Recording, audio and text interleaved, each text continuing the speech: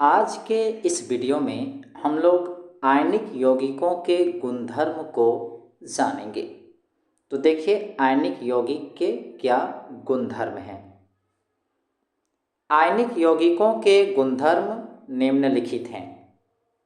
पहला गुणधर्म की बात करते हैं भौतिक प्रकृति का। तो देखिए धन एवं ऋण आयनों के बीच मजबूत आकर्षण बल के कारण आयनिक यौगिक ठोस एवं थोड़े कठोर होते हैं। क्योंकि आयनिक यौगिक जो होता है उसमें धन और ऋण आवेश होता है, तो धन और ऋण आवेश के बीच में मजबूत आकर्षण बल होता है। यही वजह है कि आयनिक यौगिक ठोस और कठोर होते हैं। ये यौगिक सामान्यतः भंगुर होते हैं। इसमें भंगुर भी देखने को मिलता है तथा दाब डालने पर टुकड़ों में टूट जाते हैं।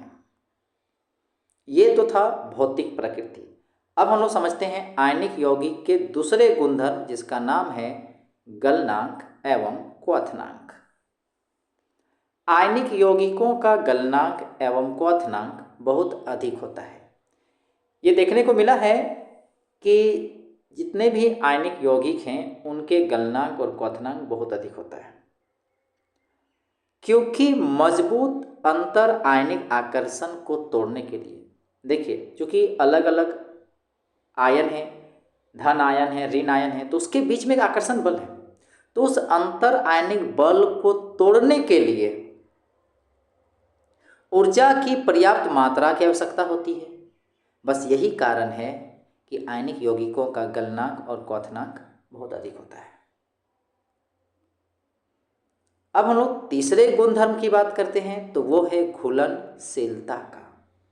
तो देखिए विद्युत संयोजक यौगिक मतलब आयनिक यौगिक, ठीक है, सामान्यतः जल में घुलनशील है, ये जल में घुलता है तथा केरोसिन पेट्रोल जैसे विलायकों में अविलय है, उसमें ये नहीं घुलता है। अब हम लोग चौथे गुणधर्म की बात करते हैं जिसका नाम है विद्युत चालकता। आयनिक यौगिक गलित अवस्था में जब वो द्रवित या गीला अवस्था में जब रहता है तो वो विद्युत का चालन करते हैं, ये देखने को मिलता है। आयनिक यौगिक गलित अवस्था में विद्युत का चालन करते हैं।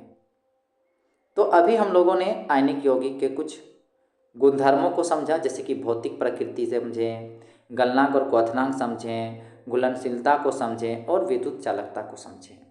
यहाँ एक नोट पॉइंट है जो काफ़ी इम्पोर्टेंट है। देखिए ठोस अवस्था में आयनिक यौगिक विद्युत का चालन नहीं करते।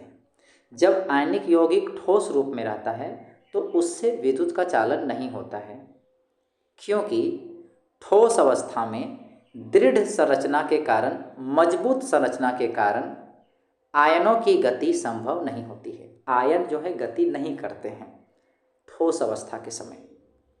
लेकिन आयनिक यौगिक गलित अवस्था में, जब वो गलित अवस्था में रहता है ना, तो विद्युत का चालन करते हैं, क्योंकि गलित अवस्था में विपरीत आवेश वाले आयनों के मध्य स्थिर विद्युत आकर्षण बल ऊष्मा के कारण कमजोर पड़ जाता है। देखिए जब गलित अवस्था का बात करते हैं तो गलित अवस्था के समय क्या होता है, जो विपरीत आवेश के बीच में, आयनों के बीच में जो आकर्षण बल था वो ऊष्मा के कारण कमजोर पड़ जाता है।